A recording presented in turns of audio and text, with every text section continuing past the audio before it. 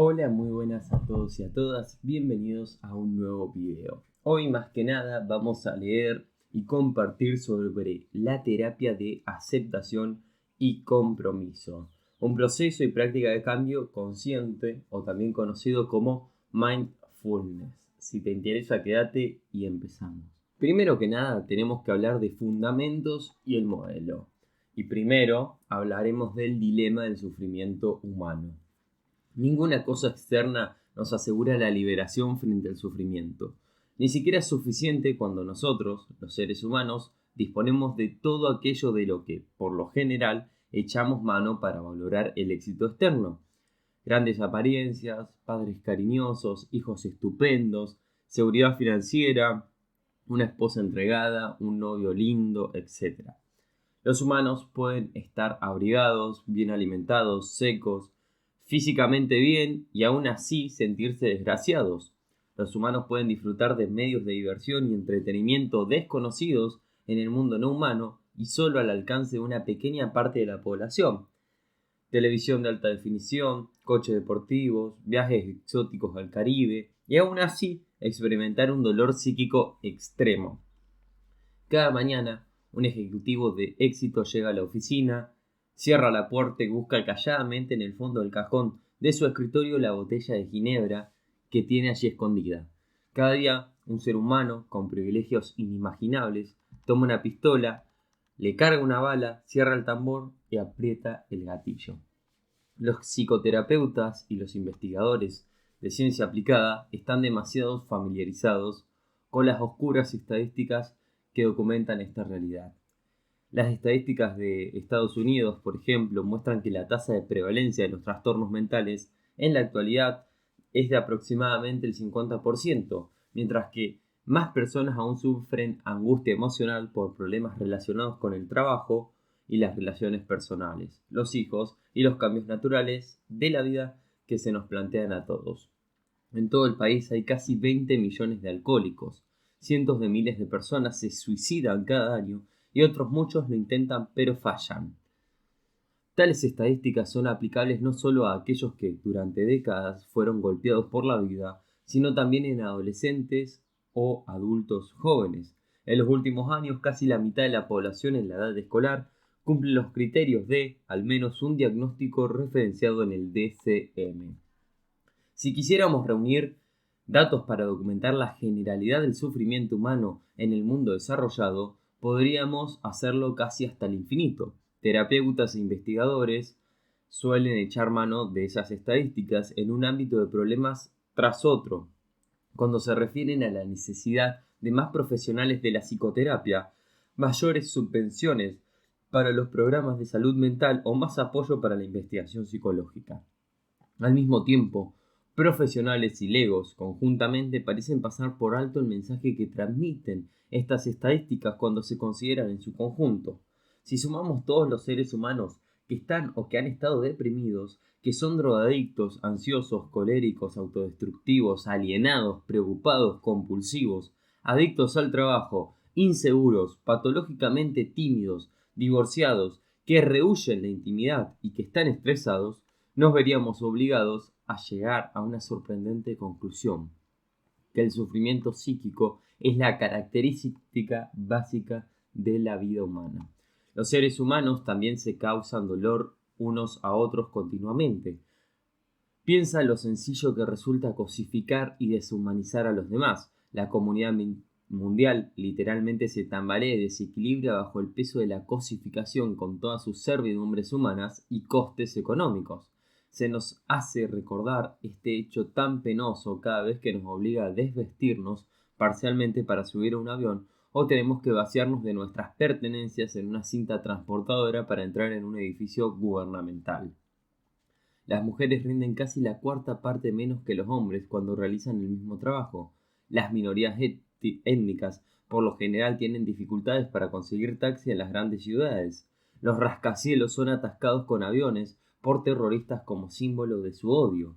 Como revancha, se los bombardea desde lo alto porque lo que son considerados malvados están viniendo de abajo. La gente no solo sufre, provoca sufrimiento en forma de sesgos, prejuicios y estigmas de una manera que parece tan natural como respirar. Nuestros modelos más populares de salud psíquica y de patología raramente se refieren al sufrimiento humano y al hecho de provocárselo a los demás bajo la forma de problemas humanos generales. Las ciencias médicas y conductuales occidentales parecen haber desarrollado una miopía considerable para las verdades que no encajan bien en sus paradigmas consagrados. A pesar de la abrumadora evidencia en contra, también conceptualizamos con toda facilidad el sufrimiento humano bajo etiquetas diagnósticas como si se tratara del producto de una desviación biomédica de la norma. Preferimos la cosificación y la deshumanización en términos éticos o políticos, como si estigmas y prejuicios fueran atributo exclusivamente de los ignorantes o los inmorales, más que los escritores y lectores de libros como el que estamos haciendo y leyendo. Hay un elefante en la habitación, pero nadie parece reconocerlo. Es difícil tener compasión por nosotros mismos y por los demás. Es difícil ser un ser humano. Normalidad saludable, el supuesto básico de las principales corrientes psicológicas.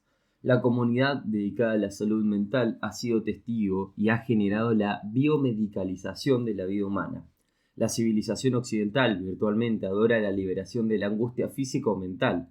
Las maravillas de la medicina moderna convencieron a la gente de que la curación era la causa de la salud, no solo de la salud física, sino en todas sus formas. Los pensamientos, los sentimientos, recuerdos o sensaciones físicas angustiantes pasaron a ser considerados predominantemente como síntomas. Tener cierta clase o determinado número de tales vivencias quiere decir que se sufre de determinado tipo de anomalía o incluso de alguna clase de enfermedad. Las etiquetas generalmente enmascaran el papel significativo que la conducta y el entorno social desempeñan en la determinación de la salud física y mental de la gente. Al parecer, quienes padecen molestias desencadenadas por la ingesta de comida pesada asociada a alimentos grasos simplemente sufren de un trastorno que requiere que se tome una píldora rosada. La falta de sueño provocada por los hábitos poco saludables que decide adoptar la gente en una sociedad de 24 horas los 7 días por semana se aborda ahora con un trastorno que se puede aliviar temporalmente, ya sea mediante un costoso equipo de CPAP, profesión aérea positiva continua, o con las nuevas medicaciones para el sueño, que, en conjunto, generan $1 billón en ventas. El mensaje de que los problemas psicológicos deberían ser tratados en general como enfermedades médicas afecta incluso al propio suministro de agua de la sociedad occidental contemporánea. Ya hay cantidades medibles de antidepresivos en nuestros ríos e incluso en los peces que comemos. Incluso cuando se recetan adecuadamente, esos medicamentos solo tienen un efecto clínicamente significativo superior al efecto placebo en los casos más extremos, cuyo tratamiento distaría mucho de afectar el suministro de agua con tal de que los medicamentos se recetaran solo en función de sus méritos científicos. La idea de que el sufrimiento se describe mejor en términos de anormalidad neurobioquímica tiene su vertiente aparentemente llamativa, ya que parece referirse al supuesto de que la salud y la felicidad son estados homeostáticos naturales de la existencia humana. Este supuesto de normalidad saludable se deriva de la propia esencia de los enfoques médicos tradicionales sobre la salud física. Dado el relativo éxito de la medicina física, no solo resulta sorprendente que la comunidad dedicada al estudio del comportamiento y la salud mental haya adoptado también este presupuesto. La concepción tradicional de la salud física es sencillamente la ausencia de la enfermedad. Se supone que dejando a sus propios recursos el cuerpo debería estar sano, pero esa salud física se puede ver perturbada por infecciones, heridas, intoxicaciones, por el declive de la capacidad física o por la alteración de procesos físicos. De manera similar se asume que los seres humanos son inherentemente felices, mutuamente solidarios, altruistas y que están en paz consigo mismos, pero que ese estado de salud mental se puede ver perturbado por emociones, pensamientos, recuerdos, acontecimientos históricos o estados cerebrales particulares. El corolario de este supuesto de la normalidad saludable es la creencia de que hay procesos anormales en la raíz de los trastornos físicos y mentales. Estos supuestos dan como resultados un tipo de pensamiento relativo a síndromes y diagnósticos. La identificación de síndromes, colección de signos, cosas que el observador puede apreciar, y síntomas, cosas de las que se queja una persona, suele ser el primer paso para la identificación de una enfermedad. Las enfermedades son entidades funcionales, es decir, son perturbaciones de la salud con una etiología conocida, por supuesto, y con la respuesta al tratamiento. Una vez que los síndromes están identificados, la investigación empieza a buscar el proceso anormal que supone que ha dado lugar a ese conjunto concreto de manifestaciones para encontrar la manera de cambiar tanto los propios procesos como sus indeseables resultados. Estos supuestos, así como las estrategias de diagnósticos que generan, resultan muy sensatos en el área de la salud física, aun cuando incluso ahí presenten notables limitaciones. Después de todo, la salud no es meramente la ausencia de la enfermedad, y algunos síntomas clínicos comunes, tales como la fiebre, tos, diarrea o vómitos, tienen una función adaptativa que puede ser pasada por alto cuando uno se centra solo en los síntomas en vez de hacerlo en sus posibles funciones. Aún dentro de los límites estrechos, el supuesto de la normalidad saludable funciona en cuanto que la estructura del cuerpo humano parece diseñada para proporcionar un grado razonable de salud física como resultado de la evolución biológica.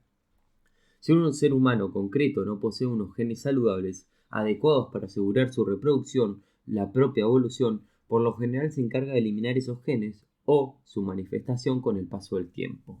Signos y síntomas físicos suelen constituir una buena guía para la identificación de enfermedades.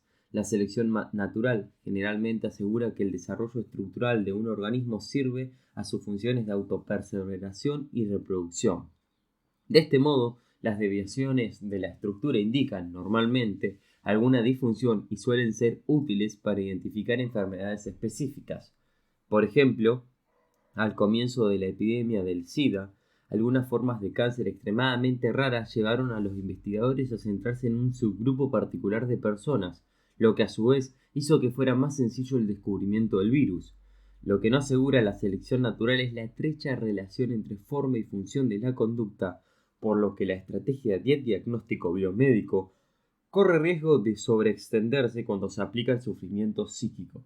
El mito de la enfermedad psiquiátrica. La actual consideración del sufrimiento psíquico se basa en la idea de que la observación de su configuración topográfica, signos, síntomas y colecciones de ambas cosas, conduce a auténticas entidades de enfermedad funcional que incluyen la consideración del por qué aparecen tales configuraciones, así como la mejor manera de cambiarlas. El campo de la psicopatología ha estado totalmente dominado por estos supuestos y las estrategias analíticas resultantes. Pocos investigadores, psicólogos y psiquiatras parecen haber sido capaces de resistirse a seguirlos. Sin embargo, las enfermedades psiquiátricas son ciertamente un mito más que una realidad. Dada la extraordinaria atención dedicada al modelo de anormalidad, tanto en psicología como en psiquiatría, resulta sorprendente constatar que no se haya producido prácticamente ningún progreso a la hora de establecer los síndromes de salud mental como entidades nosológicas. Tras citar el gastado y viejo ejemplo de la paresia general, no hay prácticamente más historias de éxito que contar. Desgraciadamente, esta falta de éxito no impide que los científicos sigan insistiendo en que esos síndromes psicológicos pronto pasarán a representar entidades nosológicas concretas. Estamos justamente doblando la esquina, así marcha la historia, y nos encontramos al punto de descubrir el gen, neurotransmisor o neuromodulador responsable de la etiología de las enfermedades psiquiátricas. Pero, a medida que las décadas van pasando, los testigos de esta inmovilidad diagnóstica parecen estar cada vez más legitimados en su escepticismo original. Un rápido repaso al listado de enfermedades de la Organización Mundial de la Salud puede desenmascarar toda la historia como el espejismo que es. Ninguno de los síndromes más comunes de la enfermedad mental ha cumplido aún con los criterios más elementales para ser legítimamente considerado como un estado de enfermedad, incluidos trastornos tan dramáticos como la esquizofrenia o los trastornos bipolares. Cada nueva edición del DSM, hasta ahora, contiene una pletora de condiciones y subcondiciones mentales, así como dimensiones patológicas, entre comillas, nuevas. El borrador del DSM-5 pone de manifiesto que esta tendencia expansionista aún continúa. Una creciente porción de la población humana seguirá bajo la jurisdicción de la nosología psiquiátrica dominante. El expansionismo diagnóstico sería aceptable si aumentara la eficacia general de nuestro sistema de salud mental, pero no es este el caso. Al contrario, nos enfrentamos a la clásica Torre de Babel, en la que nuevas dimensiones, conceptos y listas de síntomas se aglutinan en una nosología que funciona pobremente para enmascarar el fracaso de la empresa general. Existen numerosas deficiencias en el actual sistema del diagnóstico, aunque aquí relativamente solo vamos a tocar unas pocas. La tasa de comorbidad entre los trastornos es lo suficientemente elevada como para desafiar la integridad definitoria básica de todo el sistema. Por ejemplo, los trastornos de depresión mayor presentan tasas de comorbilidad próximas al 80%, unas tasas tan sorprendentemente elevadas, por lo general, más que una señal de verdadera comorbidad, reflejan un mal sistema de diagnóstico. Además, la utilidad para el tratamiento de esas categorías es notablemente bajo, ya que el mismo tratamiento sirve para muchos síndromes. Esta observación debilita uno de los principales propósitos del diagnóstico: incrementar la eficacia de las decisiones del tratamiento. El sistema resta importancia a formas significativas de sufrimiento psíquico, problemas, relación, crisis existenciales, adicciones comportamentales y demás. E incluso sus partidarios admiten que a veces parece convertir en patológicos los que son procesos normales de la vida, como la tristeza, el miedo o la melancolía. En establecimientos de salud mental subvencionados, donde ya no es necesario estar diagnosticado para recibir tratamiento psicológico, la gran mayoría de pacientes que reciben tratamiento psicológico no tienen ninguna condición diagnosticable en absoluto. Incluso si se adjudica a esos pacientes una etiqueta como trastorno de pánico con agorafobia o trastorno obsesivo compulsivo, la terapia se va a dirigir a otros problemas tales como el empleo, hijos, relaciones, identidad sexual, carrera, tristeza, problemas de alcohol o incluso hacia el sentido de la vida. Lamentablemente, al tiempo que la visión del sufrimiento humano del DSM se ha ido extendiendo por todo el mundo, patologizando notablemente las dificultades humanas normales, la capacidad de las culturas no occidentales para enfrentar el sufrimiento de tal manera que mantenga el funcionamiento conductual y social también ha ido disminuyendo, no aumentando. El hecho de centrarse en el síndrome nos ha llevado a desarrollar enfoques terapéuticos que sobredimensionan la reducción de síntomas y minimizan los marcadores funcionales y positivos de la salud psíquica.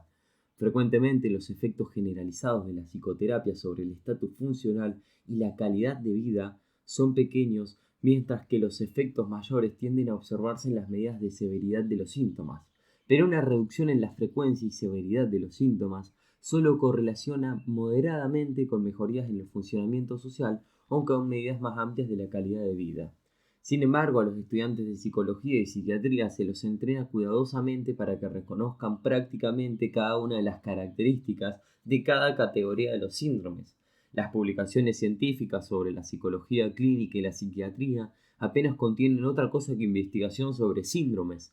En la mayoría de los países con los que se promociona la ciencia de la salud mental, las subvenciones se dedican así casi por completo al estudio de estos síntomas y síndromes. El problema no consiste en la mentalidad de centrarse en el síndrome. La psicología positiva, por ejemplo, reconoce nuestro interés en el estudio de las fortalezas y virtudes que permiten el desarrollo de individuos y comunidades. De este modo parece aproximarse en gran medida al enfoque que desarrollaremos y defenderemos en este libro. Sin embargo, la psicología positiva no puede resolver por completo las profundas dificultades inherentes al actual sistema en tanto no explore los procesos dimensionales centrales que generan las pautas de sufrimiento que tenemos delante de los ojos. Es decir, necesitamos una explicación.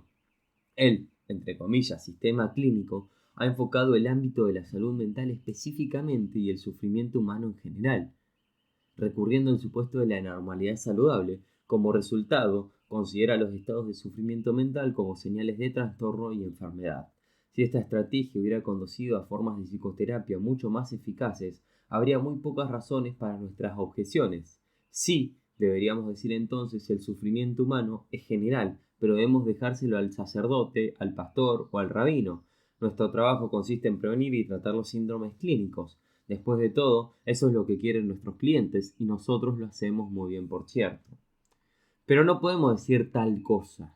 Mientras que se han desarrollado tratamientos razonablemente eficaces para los trastornos mentales más comunes, la amplitud de sus efectos es modesta y en la mayoría de las áreas no ha habido un incremento apreciable de los efectos durante años.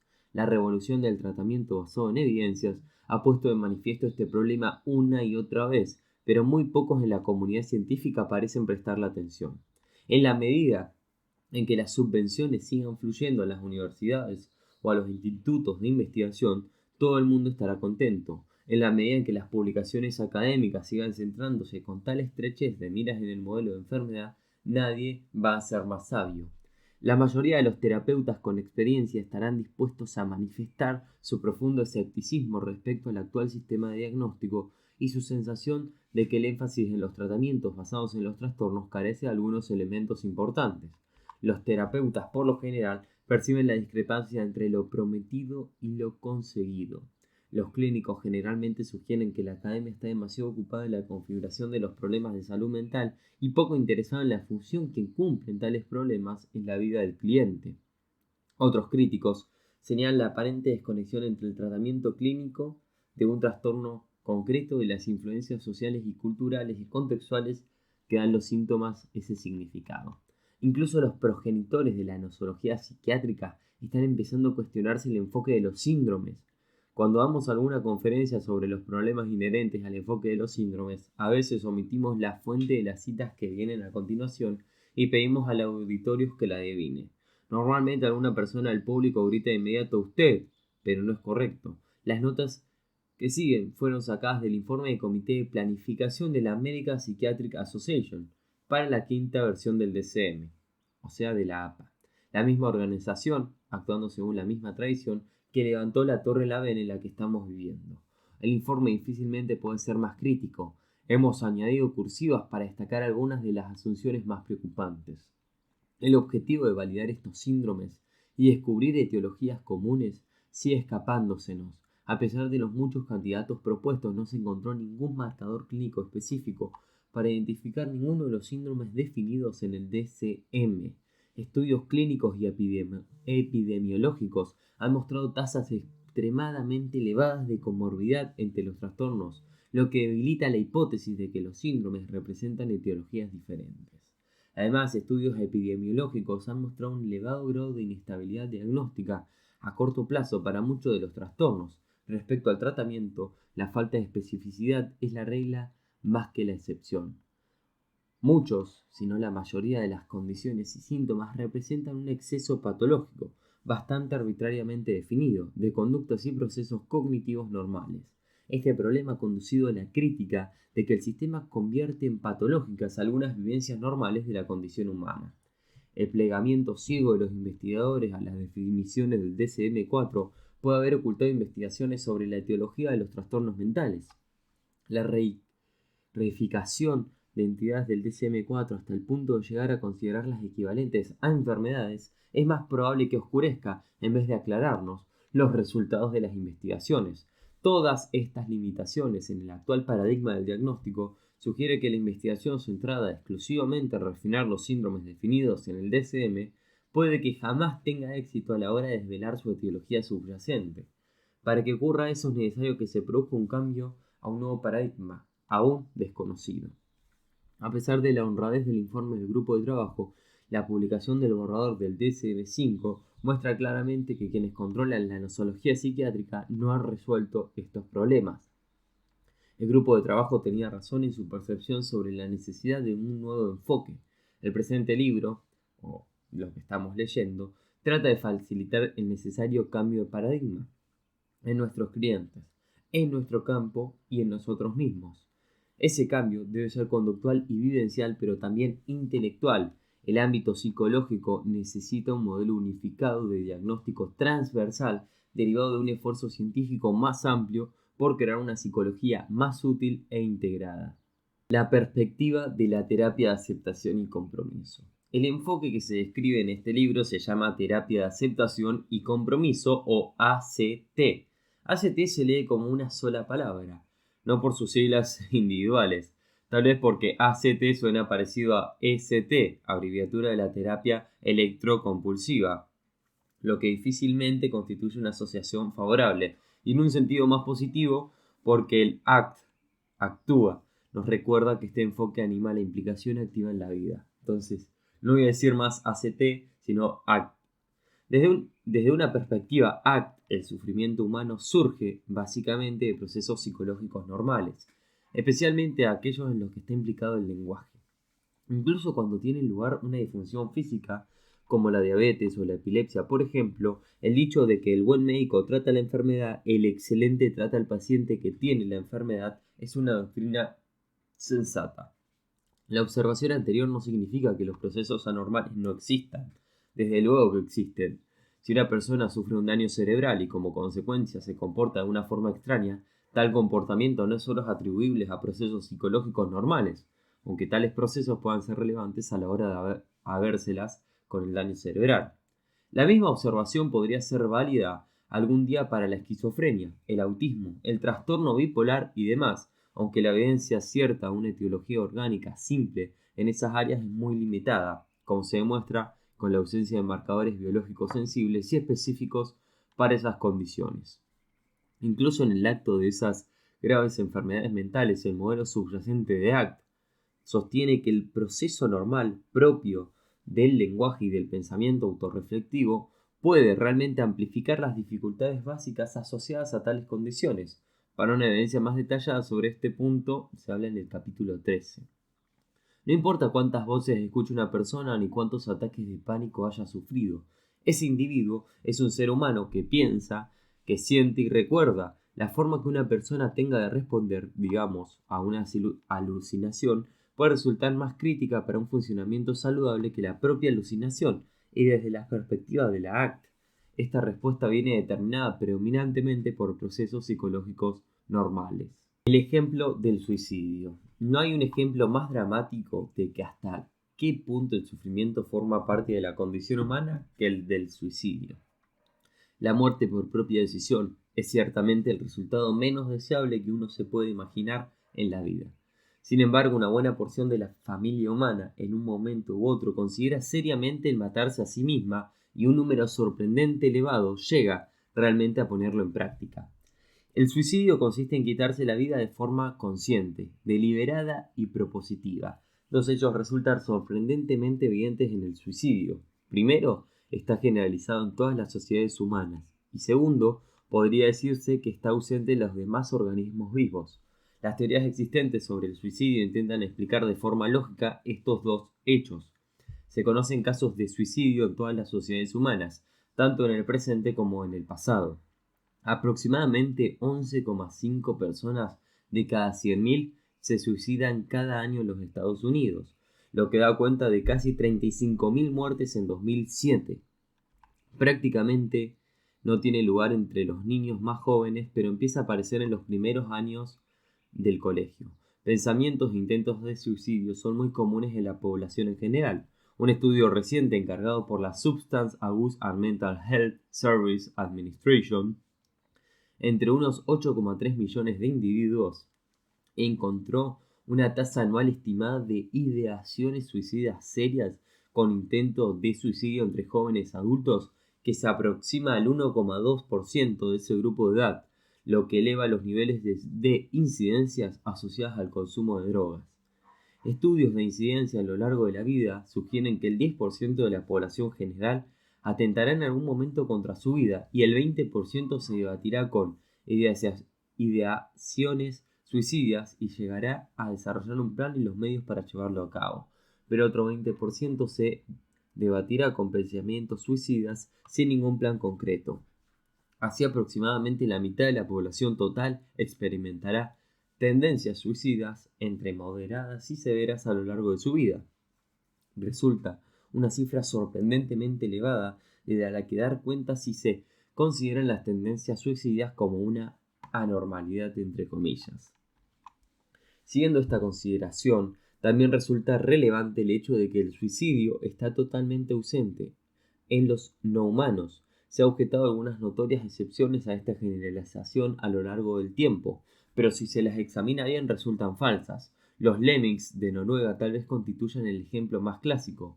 Cuando su densidad de población alcanza un punto tal que resulta insostenible, el grupo entero organiza una carrera alocada que lleva a muchos de ellos a la muerte, normalmente por ahogamiento. Pero el suicidio implica no solo la muerte, sino también las actividades psíquicas que conducen al individuo a su propia muerte como resultado de tal actividad. Cuando un lemming cae al agua intenta subir de nuevo y cuando lo consigue se queda afuera. Por el contrario, existen muchos casos documentados de personas que, tras saltar de un puente y sobrevivir, vuelven a saltar otra vez desde el mismo puente. En los humanos, la autoinmolación puede servir a diversos fines, pero los propósitos que manifiestan los suicidas están sacados del léxico cotidiano de las emociones, recuerdos y pensamientos. Por ejemplo, al examinar las notas de suicidio, se ve que suelen tener mensajes que enfatizan en las inmensas cargas de la vida y que conceptualizan un estado futuro de existencia o de no existencia en el que se habrán eliminado tales cargas. Aunque las notas de suicidio suelen expresar amor por los demás y un cierto sentido de vergüenza por el acto, también suelen transmitir que la vida resulta demasiado dolorosa de soportar. Las emociones y estados mentales más frecuentemente asociados al suicidio incluyen la culpa, la ansiedad, la soledad y la tristeza. El fenómeno del suicidio demuestra los límites y los fallos de una perspectiva del sufrimiento humano basada puramente en un síndrome. El suicidio no es un síndrome y mucha gente que pone fin a su vida no puede ser categorizada con claridad bajo ninguna etiqueta de ningún síndrome bien definido.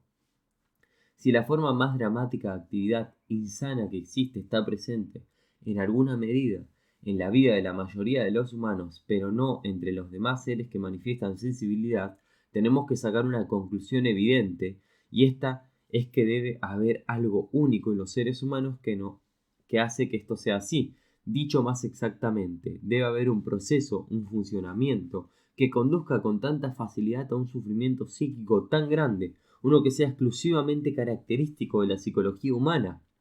Sin embargo, la estrategia de investigación que sigue la psicopatología contemporánea no puede llevar a detectar necesariamente este proceso porque no se centra en los detalles prosaicos cotidianos de las acciones humanas. Incluso aunque le asignáramos a cada persona una o más etiquetas diagnósticas, no se produciría ningún proceso en el estudio de la psicopatología que nos permitiera prescindir de la obligación de considerar y explicar con más detalle la presencia constante del sufrimiento humano.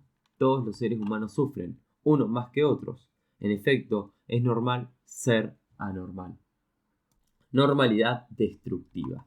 La propia generalización del sufrimiento sugiere que éste se origina a partir de procesos que evolucionaron para favorecer la adaptabilidad del organismo humano. Esta observación es la idea básica que subyace al supuesto de la normalidad destructiva, la idea de que algunos procesos psicológicos humanos normales y hasta útiles pueden conducir a resultados destructivos y disfuncionales al amplificar o exagerar cualquier condición anormal, fisiológica o psíquica que pudiera existir previamente. Cuando se empezó a desarrollar la ACT durante los años 1980, fue concebida como un enfoque de tratamiento transdiagnóstico basado en los procesos esenciales comunes que suponíamos que podían explicar el sufrimiento psíquico. Nosotros partíamos de algunas preguntas muy sencillas y directas.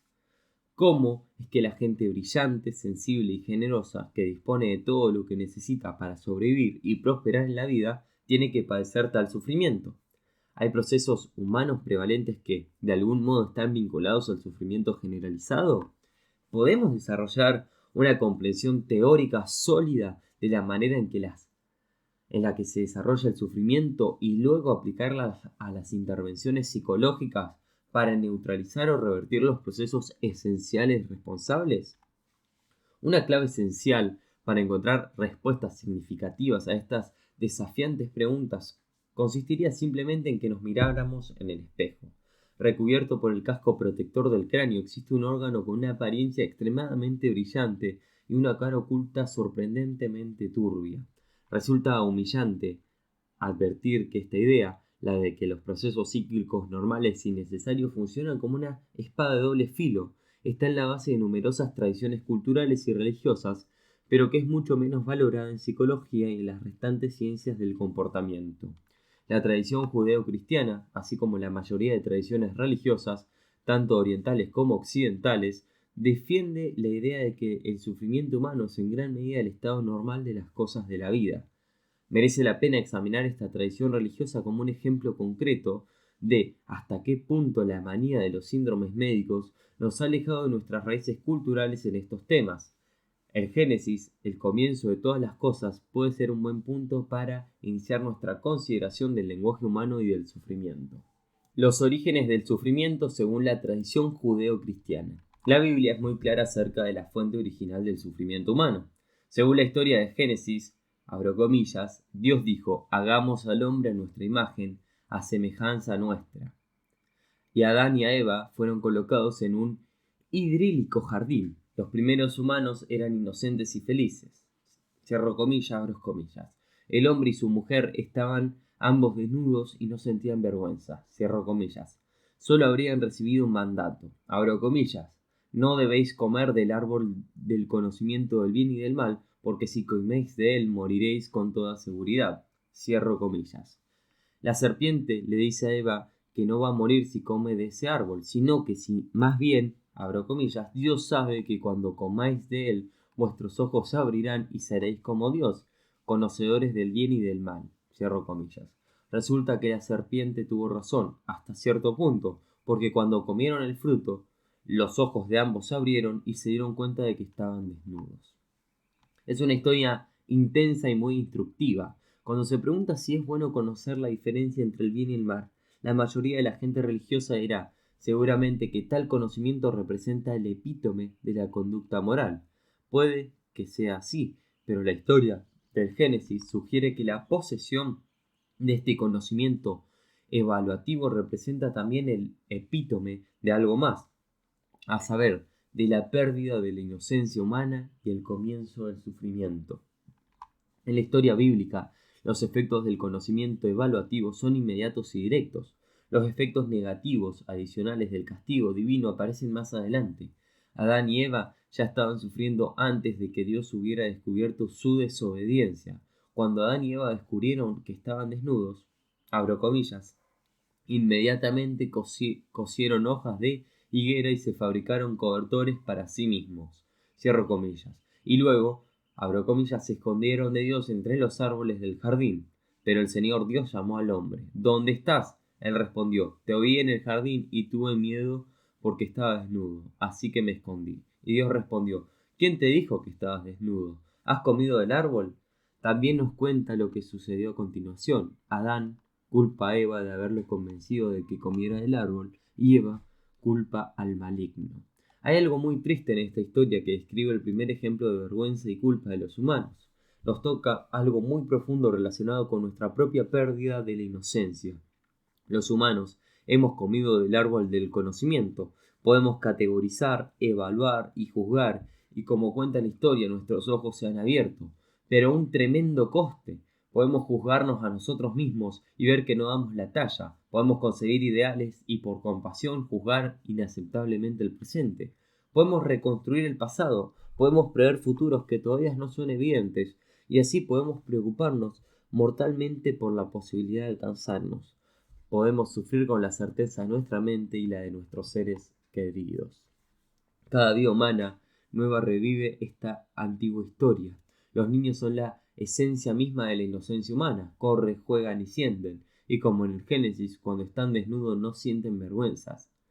Los niños son un buen ejemplo de normalidad saludable y su inocencia y vitalidad forman parte de la razón por la cual ese supuesto parece tan obviamente verdadero. Pero esa visión empieza a desdibujarse a medida que los más pequeños adquieren el lenguaje y se vuelven cada vez más como los adultos que cada día se ven reflejados en el espejo. Inevitablemente, los adultos arrastran a sus hijos fuera del paraíso con cada palabra, conversación o historia que le cuentan. Enseñamos a los niños a hablar, a pensar, a comparar, a planificar y a analizar. Y a medida que lo hacemos, su inocencia se viene abajo como los pétalos de una flor que es reemplazada por las espinas y rígidas ramas del miedo, la autocrítica y el fingimiento. No podemos evitar esta transformación gradual, ni tampoco podemos mitigarla. Nuestros hijos deben entrar en el aterrador mundo del conocimiento verbal. Deben llegar a ser como nosotros. Las principales religiones del mundo fueron uno de los primeros intentos de resolver el problema del sufrimiento humano. Se dice que todas las grandes religiones tienen una vertiente mística y que todas las tradiciones místicas comparten una determinada configuración. Todas tienen prácticas encaminadas a reducir o transformar el dominio del lenguaje analítico sobre la experiencia directa. La variedad de métodos resulta impresionante. Se guarda silencio durante horas, días, semanas o años. Se medita sobre rompecabezas verbales irresolubles. Se controla la propia respiración durante varios días seguidos. se repiten mantras incesantemente y se entonan cánticos durante horas. Incluso los aspectos menos místicos de las grandes tradiciones religiosas, que se basan en el lenguaje analítico literal, suelen estar centrados en actos que en sí mismos no son puramente analíticos. La teología judeo-cristiana, por ejemplo, nos pide que tengamos fe en Dios. La raíz de fe viene del latín fides, que se refiere a la fidelidad a un tipo de creencia lógica y analítica. El budismo se centra en el coste de los apegos. Los detalles de la narrativa pueden variar según las diferentes religiones, pero los temas suelen ser los mismos. En su esfuerzo por conocer, los humanos han perdido su inocencia y el sufrimiento es el resultado natural. A pesar de los excesos a los que tan proclives son las religiones, hay una profunda sabiduría en su perspectiva. En términos comparativos, la relativamente reciente tradición de la psicoterapia está ahora empezando a ponerse al día. Los efectos positivos y negativos del lenguaje humano. La esencia del enfoque ACT parte de la idea de que el lenguaje humano es el responsable tanto de los logros como de las miserias humanas. Con lenguaje humano no nos referimos a la mera vocalización ni a la lengua inglesa como diferente de la francesa. Tampoco nos referimos a la mera señalización social, como cuando nuestro perrito ladra pidiendo comida o un perro de las praderas emite un grito de alarma. Más bien nos estamos refiriendo a la actividad simbólica en cualquier modalidad que ésta tenga lugar, ya sea mediante gestos, dibujos, formas escritas, sonidos o cualquier otra. Aunque parece existir un amplio consenso sobre la capacidad de utilización de símbolos por parte de los primeros humanos, a partir por ejemplo de sus prácticas de enterramiento, la utilización de esas habilidades de una manera más sofisticada es sorprendentemente reciente. Los primeros registros permanentes e incuestionables de actividad simbólica humana parecen ser pinturas en cuevas de hace solo 10.000 años. La primera evidencia del lenguaje escrito que conocemos tiene unos 5.100 años. El alfabeto se inventó hace solo unos 3.500 años. Incluso en el registro escrito normal de los negocios humanos se observa una clara progresión de las habilidades verbales. Hace tan solo unos pocos miles de años, puede que la gente normal interpretara sus propias autoverbalizaciones como una manifestación de los dioses o de los seres invisibles. Y en las primeras historias escritas, el pensar por uno mismo se consideraba peligroso. Actualmente los adultos normales manipulan una variedad de estímulos simbólicos, tanto explícitos como relativamente implícitos, de la mañana a la noche al mismo tiempo que desarrollan sus rutinas cotidianas. El progreso de la humanidad se puede relacionar de manera muy directa con esos mismos jalones verbales. El desarrollo de las grandes civilizaciones se vio favorecido por el lenguaje escrito y las grandes religiones universales se desarrollaron no mucho después. El enorme incremento de la capacidad de la especie humana para alterar su entorno inmediato mediante la tecnología comenzó con el surgimiento gradual de la ciencia y ha seguido desarrollándose exponencialmente desde entonces. El progreso que trajo como resultado de su expansión resulta sorprendente, sobrepasando nuestra capacidad de apreciar los cambios ocurridos. Hace unos 200 años, la esperanza media de la vida de los humanos en los Estados Unidos era 37 años. En la actualidad se aproxima a los 88. Hace unos 100 años, un granjero americano podía alimentar, por término medio, a otras 4 personas. Hoy pueden ser 200. Hace 50 años, el Oxford English Dictionary pesaba unos 130 kilos y ocupaba una estantería de 1,5 metros. Hoy en día se acomoda en una unidad USB de pocos gramos o es accesible vía internet, virtualmente desde cualquier parte. Es fácil pasar por alto esta familiar letanía de asombros porque el impacto de las habilidades verbales de hoy en día es tan grande que resulta incomprensible, pero no podremos llegar a apreciar plenamente el dilema humano si nos vemos con claridad la naturaleza y velocidad del progreso. La miseria humana y la cosificación solo se pueden entender en el contexto de los logros humanos, porque la fuente más importante de ambos es la misma, la capacidad humana de simbolización. Los psicoterapeutas, mejor que nadie, conocen el lado oscuro de este progreso. Pedirle a los seres humanos individuales que desafíen la naturaleza y el papel del lenguaje en su vida sería tanto como pedirle a un carpintero que cuestione la utilidad de un martillo. El mismo requerimiento se aplica a los lectores de este libro y a los escuchas de este video. Uno no puede ser un buen terapeuta si considera las palabras como ciertas, correctas y verdaderas en lugar de preguntarse hasta qué punto son válidas. Esta observación se aplica también a las mismas palabras que estás leyendo. Los martillos no son buenos para todo y el lenguaje tampoco es bueno para todo. Debemos aprender a utilizar el lenguaje sin que éste nos devore. Tenemos que aprender a controlarlo en vez de que él nos controle a nosotros, tanto a los terapeutas como a los clientes. El desafío del sufrimiento psíquico de las criaturas con lenguaje. Cuando son expuestos a estímulos aversivos, los no humanos reaccionan de una forma predecible, desencadenan una conducta inmediata de evitación, emiten gritos de angustia, de agresión o se vienen abajo en un estado de inmovilidad. Esas reacciones de angustia suelen ser de tiempo limitado y están vinculadas a la presencia del estímulo condicionado o incondicionado. Los comportamientos relacionados con el sufrimiento normalmente regresan a la línea base una vez que el acontecimiento aversivo desaparece y la activación autonómica desciende. Pero los humanos son criaturas muy distintas debido especialmente a su capacidad de desarrollar una actividad simbólica.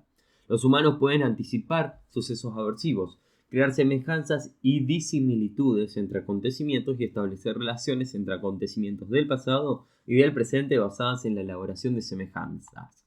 Los humanos pueden generar predicciones sobre las situaciones que todavía no se han experimentado. Pueden responder como si se estuviera dando una situación aversiva cuando ésta ya concluyó décadas atrás. Las poderosas funciones indirectas del lenguaje y de la cognición generan el potencial para que se produzca malestar psíquico en ausencia de las claves inmediatas del entorno.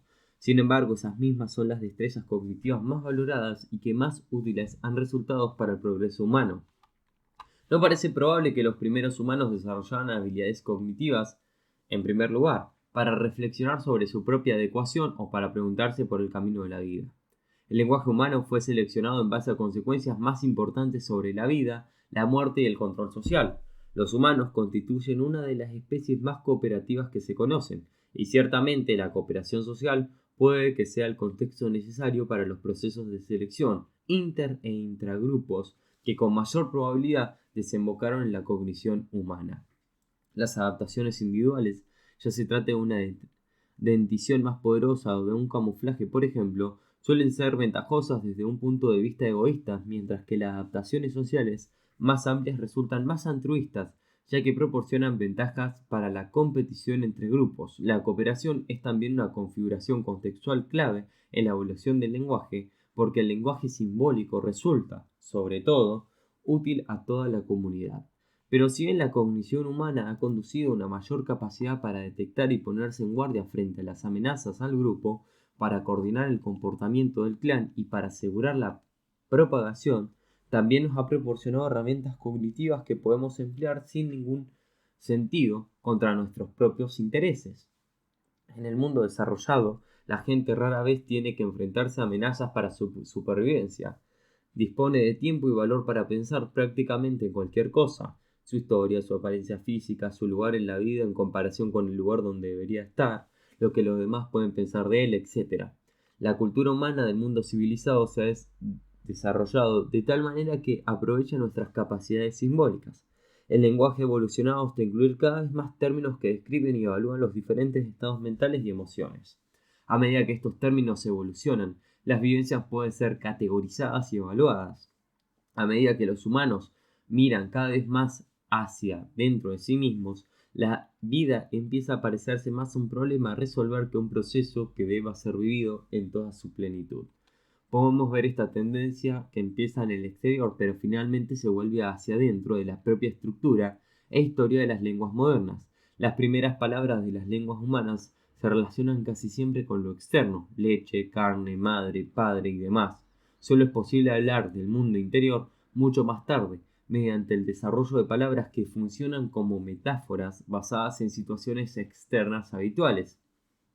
Este progreso se puede ver fácilmente en la etimología de las palabras sobre carácter. Por ejemplo, nostalgia viene de la palabra que significa regreso, nostos, y dolor, algia, el dolor por el recuerdo del ausente. Prácticamente cada término referido a una disposición interna es de este estilo.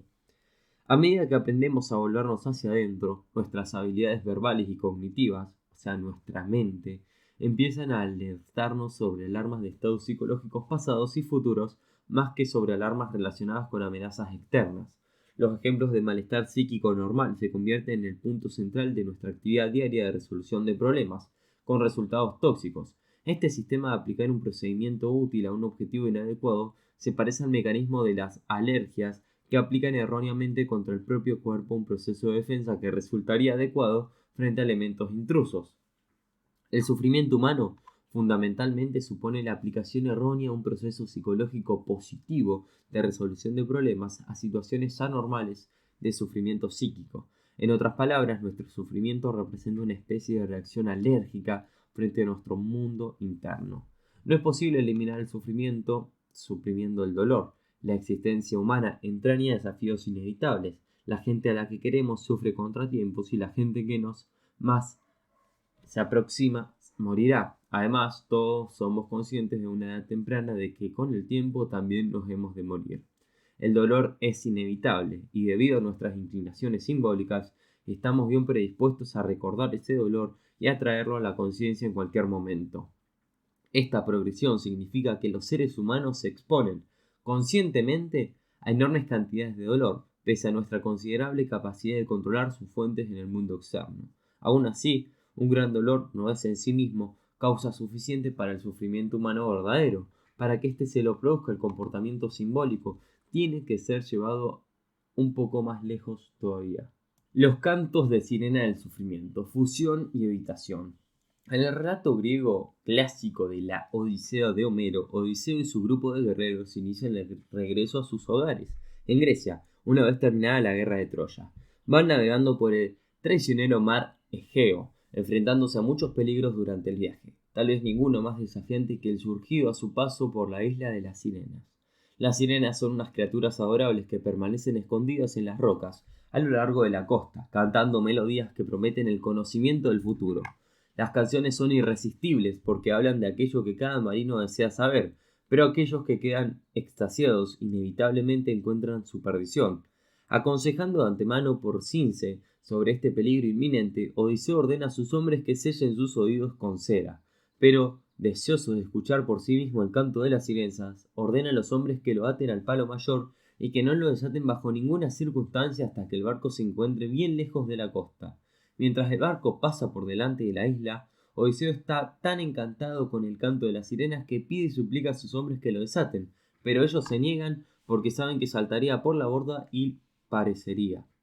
La historia de Odiseo y el canto de las sirenas nos habla de la relación de los humanos con el lado oscuro de sus propios poderes mentales y de su propio enredo con el conocimiento verbal. Y así, como en los pasajes del Génesis, la historia nos proviene del aspecto ambivalente del conocimiento verbal. Podemos empezar a entender el aviso centrándonos en dos procesos claves: la fusión cognitiva y la evitación vivencial, los cantos de sirena del sufrimiento humano. Fusión cognitiva. El sufrimiento tiene lugar cuando la gente se cree firmemente el contenido literal de su mente y se fusiona con sus cogniciones. En este sentido de fusión, la persona no puede distinguir su conciencia de sus narraciones cognitivas debido a que cada pensamiento y su referente están sólidamente unidos. Esta combinación significa que es muy probable que la persona siga ciegamente las instrucciones que le son transmitidas socialmente a través del lenguaje. En algunas circunstancias esto puede resultar adaptativo, pero en otros casos la gente puede incurrir una y otra vez a estrategias ineficaces porque le parece que son correctas o están bien a pesar de sus consecuencias negativas en el mundo real. La gente cuyas cogniciones se fusionan están predispuestas a pasar por alto experiencia directa y a ignorar hasta cierto punto las influencias del entorno. Con mucha frecuencia, la gente acude a terapia para el desgaste emocional de tales consecuencias, esperando lograr una disminución de sus síntomas de angustia, pero no tiene ninguna intención de cambiar su enfoque básico porque tal enfoque le resulta completamente invisible. Es como si estuvieran aprisionados por las reglas que se originan en su propia mente. Estas reglas no se organizan al azar, sino en el nivel de los contenidos, siguen una directiva cultural específica sobre la salud personal y el mejor modo de alcanzarla. En el nivel de los procesos, implícitamente se basan en el supuesto de que las reglas verbales y la resolución deliberada de problemas son el mejor o incluso el único modo de resolver las dificultades. Pensemos, por ejemplo, en los clientes con distimia, que cada día mantienen diálogos internos que interfieren con su experiencia directa de la vida. La mayor parte del tiempo esos procesos de pensamiento implican comprobar si se están sintiendo bien. Si el cliente acude a una reunión social, no pasará mucho tiempo antes de que le empiecen a surgir preguntas autorreflexivas. Bien, ¿Y qué tal estoy encajando? De tal modo empieza la búsqueda de claves del entorno. El sujeto examina a la gente que tiene alrededor para ver si establecen contacto ocular, si miran a otro lado o lo ignoran por completo. También examina los estímulos auditivos para comprobar si la gente está diciendo cosas degradantes o haciendo burlas. Además, también se enreda en otros actos de autorreflexión. ¿Qué tal me estoy relacionando con esta gente? ¿Estoy siendo realmente yo mismo? ¿Estoy simulando sentirme feliz y normal? ¿Pueden ver ellos realmente que no estoy tan alegre como pretendo aparentar? ¿Por qué sigo fingiendo con esta gente? Creí que iba a venir a esta fiesta para divertirme un poco y ser feliz, pero ahora me siento peor que antes.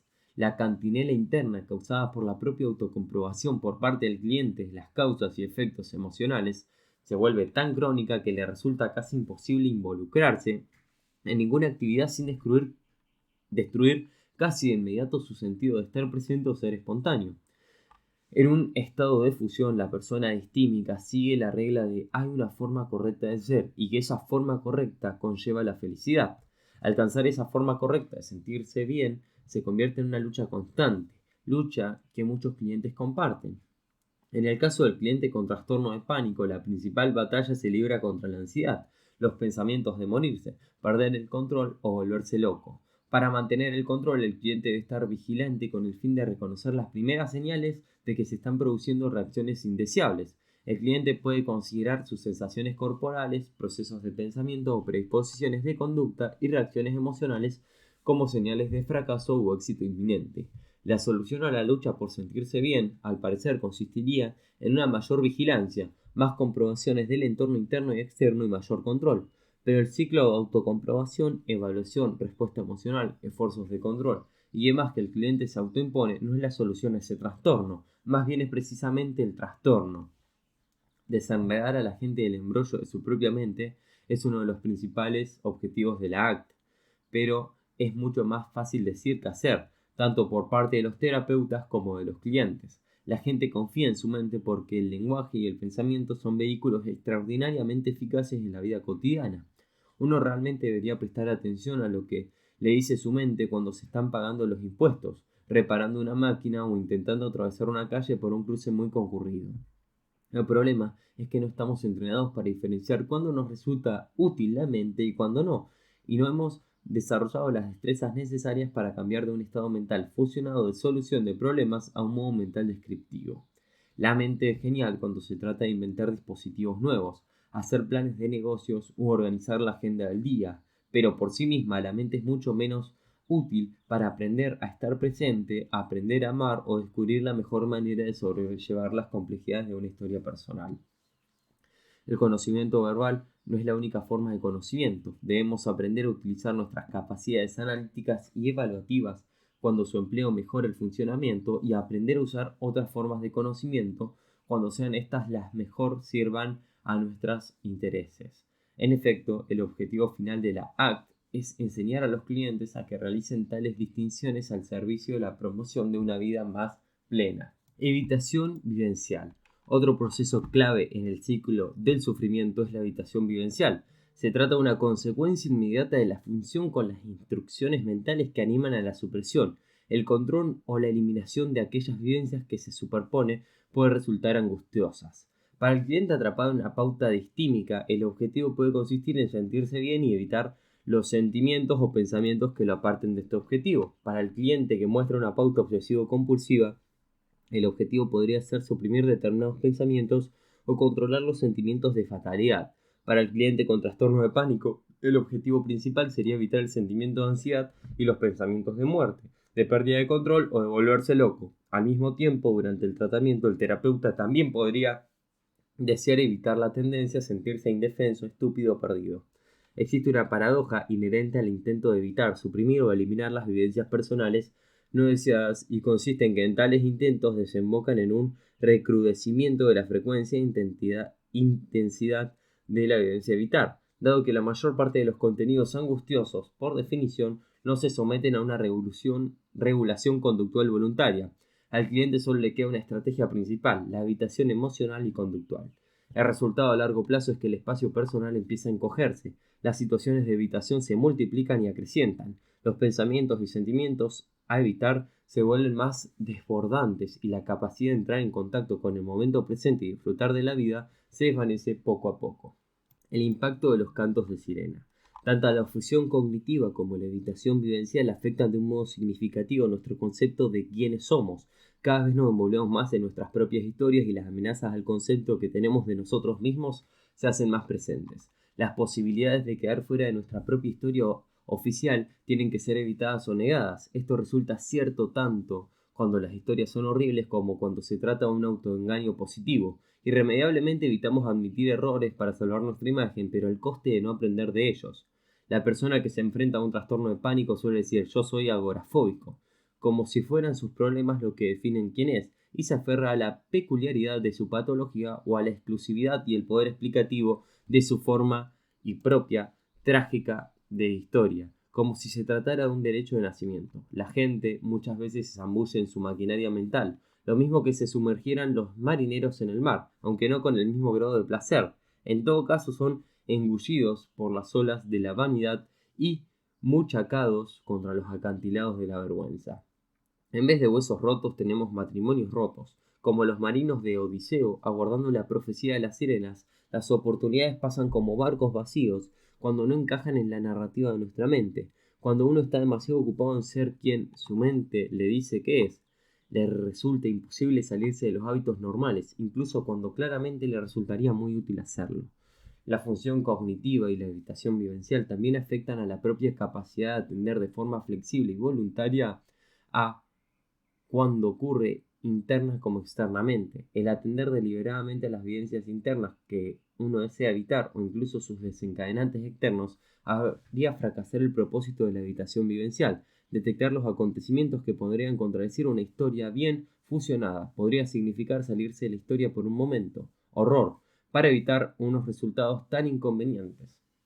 La atención debe permanecer estrechamente centrada y ser inflexible.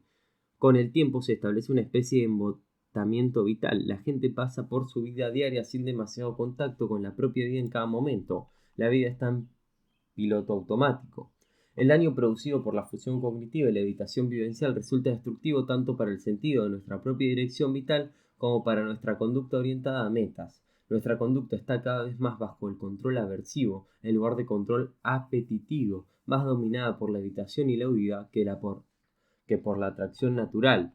Nuestras decisiones vitales más importantes se basan en cómo evitar evocar los contenidos personales angustiosos en lugar de dirigirnos a aquello que valoramos más profundamente. La gente pierde completamente el rumbo porque está demasiado ocupada supervisando el nivel de riesgo de cada acontecimiento, interacción o situación. ACT, aceptar, comprometerse y tomar iniciativas. En el enfoque ACT, un objetivo de vida saludable no es tanto sentirse bien como sentir bien. Resulta psicológicamente saludable tener pensamientos y sentimientos desagradables, lo mismo que agradables, y eso nos permite un acceso pleno a la riqueza única de nuestra historia personal.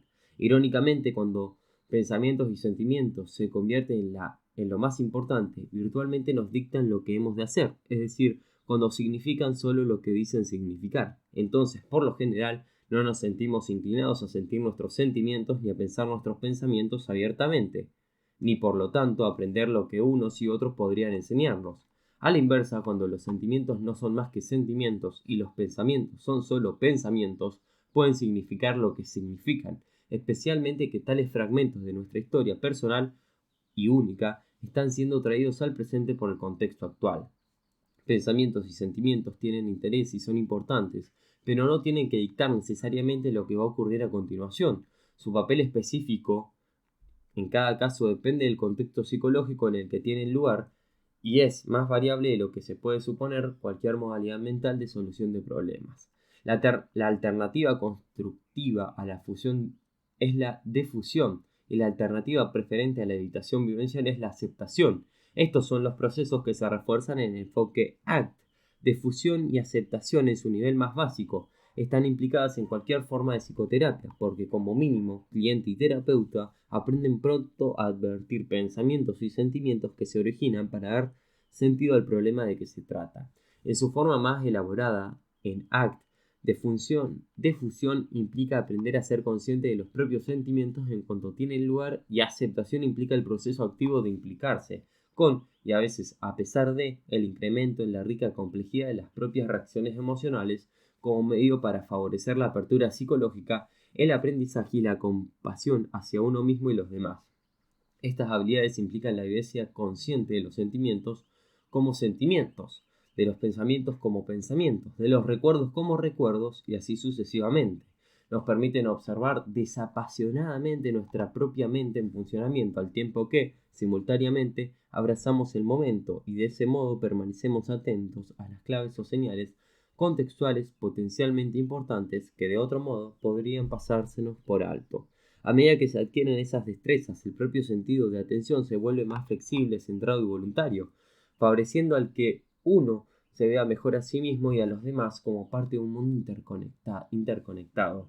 Desde esta perspectiva más consciente y flexible, los clientes pueden conseguir pasar más fácilmente de la evitación y el enredo a una mayor implicación y expansión conductual. La evitación raramente se articula como un fin en sí misma. Una evitación eficaz no es ningún objetivo, es un proceso. Si se le pregunta a un cliente, por ejemplo, por qué debería evitar la ansiedad, la respuesta normalmente hará referencia a una esperanza de impacto positivo en algún aspecto de su vida. El cliente puede creer, por ejemplo, que una ansiedad excesiva puede perjudicar un posible ascenso, dañar una relación o que le impedirá viajar. Las estrategias de evitación personal mantienen la promesa de alcanzar un resultado vital importante y deseable y una vez que se consiga la liberación de los sentimientos negativos. En ACT, sin embargo, esos resultados vitales son más relevantes y alcanzables más pronto desde el momento en que los terapeutas pueden centrarse directamente en la cuestión más profunda de los valores personales y la manera de construir una vida centrada en ellos.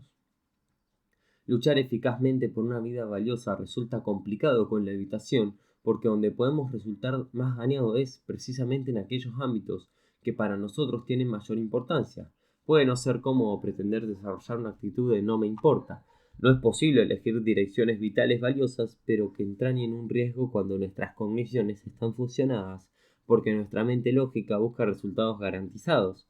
En el contexto de una mayor flexibilidad psicológica, sin embargo, el sufrimiento psíquico, que es inherente a las situaciones difíciles de la vida, puede ser aceptado por lo que es, y es posible aprender de él. Se puede cambiar de centro de atención hacia aquellos comportamientos que realcen la vida. En estas pocas páginas hemos esbozado todo el modelo ACT, sin pararnos a explicar en profundidad por qué existen esos procesos o cómo funcionan. En parte, esta breve introducción está pensada para proporcionar al escucha y lector una idea de lo que puede ser un enfoque transdiagnóstico, centrado en el proceso, como alternativa a lo que se centra en los síndromes. El resto del libro está dedicado a poner en carne sobre esos huesos. Será un viaje que implique primero una aclaración de los supuestos teóricos, examinando los datos de la ciencia básica, así como los clínicos, y luego una articulación de sus implicaciones y aplicaciones clínicas concretas. Así que vamos con una advertencia. El maestro Zheng Tang solía decir: si trabajas sobre tu mente con tu mente, ¿cómo puedes evitar una enorme confusión? Muchas instituciones humanas, incluyendo el budismo zen de manera especial, han intentado coartarle las uñas al león del lenguaje humano. Resulta intrínsecamente difícil utilizar el lenguaje analítico para cortarle las uñas al lenguaje analítico. Lo que necesitamos es aprender a combatir el fuego con fuego sin resultar quemados. Estamos escribiendo un libro, no danzando ni meditando. Los lectores y escucha del libro están interactuando con material verbal. Si el lenguaje humano está en el centro de la mayor parte del sufrimiento humano, tal circunstancia supone un desafío extremo, dado que nuestros intentos tanto de explicar como de entender la ACT van a estar firmemente asentados en el sistema lingüístico y por lo tanto sujetos al sistema de reglas inculcadas culturalmente. Por comenzar con un objetivo trivial, este libro normalmente va a ser leído y escuchado de delante a atrás. Es una estructura lingüística, puede llevar al lector a suponer que lo que aparece primero cuando escribimos el modelo de tratamiento ACT es el primer paso del tratamiento y que el último componente aparecerá al final del tratamiento. Pero no tiene por qué ser así. Dependiendo de la valoración realizada por el terapeuta, cualquier proceso esencial de ACT, independientemente de su orden de presentación en este libro, podría ser el primero en ser abordado en una situación de tratamiento real. En un nivel más profundo, los objetivos últimos del ACT consisten en reducir la hegemonía del lenguaje humano y volver a llevar a nuestros clientes y nosotros mismos a un contacto más amplio con la sabiduría, incluyendo intuición, inspiración y la simple conciencia del mundo. Estos procesos no son distintos para el terapeuta que lee este libro, intentando comprender la ACT, y para el cliente que se debate en busca de sentido, propósito y vitalidad para su vida. Las trampas del lenguaje, que a todos nos atrapan, necesitan ser identificadas. Esta condición requiere que el lector mantenga abiertas las contradicciones y aprenda a aceptar, sin rechinamientos, los lados contrapuestos de las aparentes contradicciones, en lugar de considerar uno de los aspectos como la verdad absoluta y al otro como el error. Este libro que utilizamos a veces en un lenguaje que resulta paradójico y metafórico, principalmente para evitar quedar atrapados en un significado demasiado literal. Todo este galimatías puede dar lugar a alguna confusión ocasional en el lector, por lo que pedimos la comprensión. Si se cumplen nuestros objetivos, la confusión habrá sido necesaria y útil. En las antiguas sociedades, los templos solían diseñarse con una escalinata aparentemente interminable que conducía a una panorámica mejor, simbolizando, imagino, el gran esfuerzo necesario para llegar a ver las cosas con mayor claridad. En su base, la escalinata solía estar flanqueada por estatuas y figuras de criaturas tales como leones feroces, tal vez simbolizando los temibles obstáculos que a veces tenemos que superar antes de renunciar a una perspectiva familiar en favor de una más extraña.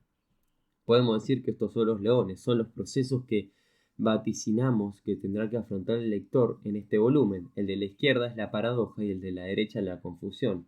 No pusimos los leones en la portada, pero podrían haber estado perfectamente. ACT no es simplemente un método o una técnica, es un enfoque multidimensional vinculado a un modelo básico y aplicado y un enfoque del desarrollo científico. Se aplica a los terapeutas así como a los clientes. En un nivel, nuestro objetivo es presentar una versión transdiagnóstica unificada y centrada en el proceso de la patología y del potencial humano. En otro nivel, te invitamos a explorar una concepción diferente de tu propia vida y de tus clientes.